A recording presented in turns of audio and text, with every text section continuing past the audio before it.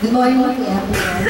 We want to thank our aunties and uncles who flew all the way from far places in order to enjoy this gathering. My introduction will be short because I came alone, but I have 4 children. I have a grandchild, one, and of my 4 children, only one is married. I want again to thank God for this for all the blessings He has given His family, for the camaraderie, for the help, for all the support. And at this point, I would want to turn over the mic to the second eldest in the family, Butch. Yes! Yay! Man of the hour! Man of the hour! Thank you for this golden opportunity to introduce my, not my wives, but my children. Later I will tell you how many wives I have. But I will introduce first my first son, no other than Minister Voltaire.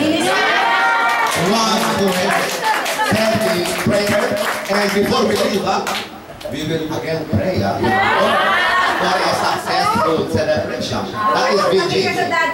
Okay? And then my next is, I don't know if she's a daughter or a son.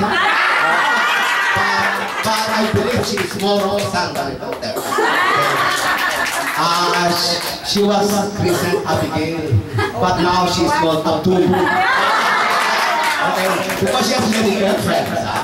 But you see, the asset of this Abdul is she's a very good singer. And she will be entertaining us later on. Okay? Mabuhay si Abdul! Okay, Abdul.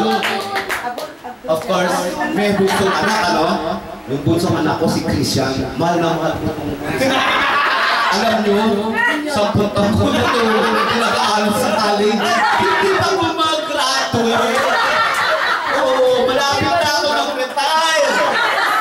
Pero dahil bunso ko na korento, halika rito, animal ka. Para makilala ka ng iyong mga aunties and kailangan mamaya magpo-probi siya sa plano na magka-graduate na siya in 5 years time. Okay? Yes, yes. Okay. So, siyempre may mga anak, siyempre may asawa, no? Ito ang medyo magandang portion kasi siguro aaminin ko sa inyo dahil malalapit kayo sa heart ko ng dalawang wives ko. Pero, hindi sabay. May nauna. Ang pangalan niya si Rialin. Sila ang aking mga anak. And then, ganito ang nangyari ngayon.